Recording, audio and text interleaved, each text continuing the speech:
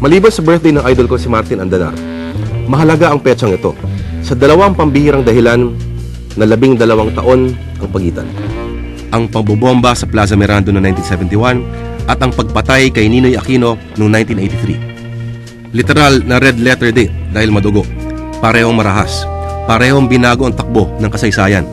Kung ang Plaza Miranda bombing ay hudyat ng simula ng diktatorial ng paghahari ni Marcos, ang pagpaslang naman kay Ninoy ang pag-ugong ng kampana para sa pagguho nito. Pero teka, ilagay muna natin sa konteksto ang petsa.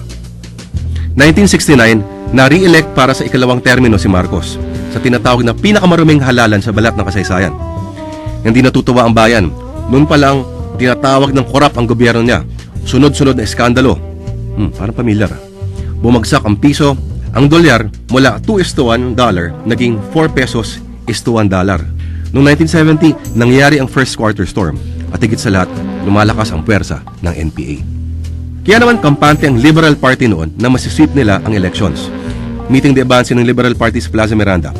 Isang mainit na gabi, August 21, 1971. Isang malakas na pagsabog ang pumunit sa gabing yon at marami ang malubhang nasugatan.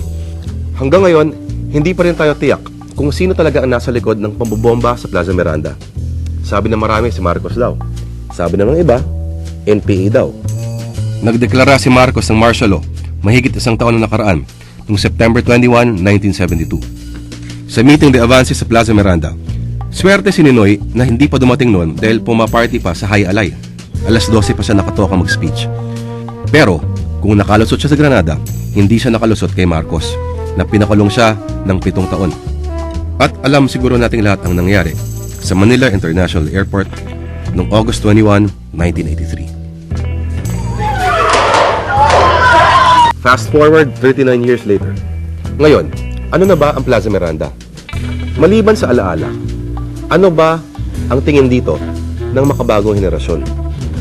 Ang Liberal Party ang namamayagpag na partido ngayon. Wala pa rin uling Rojas na naging presidente. Pero ang Aquino, nakakadalawa na. Malas ata mga Rojas. Ano ba to? Si Jovito Salonga, Himala ay buhay pa rin hanggang ngayon. Si Marcos, patay na. Pero ang asawa, congresswoman na. Ang panganay ay gobernador. At ang uniko iho ay senador na. Isang petsa. Dalawang magkahiwalay na pangyayari. Bukod sa parehong madugo, parehong binago ang kasaysayan. Ano pa ba ang pagkakapareho nila? Baka ito, matapos ang maraming taon, hindi pa rin natin alam kung sino ang mga tunay na nasa likod ng mga pangyayari. Sino ang nambomba sa Plaza Miranda? Si Macoy, Nationalista Party o NPA? Kung sino ang nagpapatay kay Ninoy? Si Ver, si Imelda, si Macoy, si Danding? O sabi ng taga Malacanang, NPA?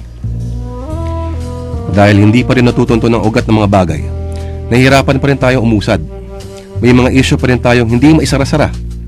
Siguro, kaya merong mga aroyo at merong mga ampatuan kasi hindi na parusahan ang mga dapat parusahan dati. Hanggat walang nananagot, hanggat walang nagbabayad, patuloy na may mangmamasaker, may mandadaya, may magnanakaw. Ang bansang hindi marunong tumingin sa pinanggalingan, nauuntog. Ngayong taong to, 2010, August 21, ano nang meron? Abangan ang susunod na kabanata. Sa hiwalayang Chris Aquino at James Yap.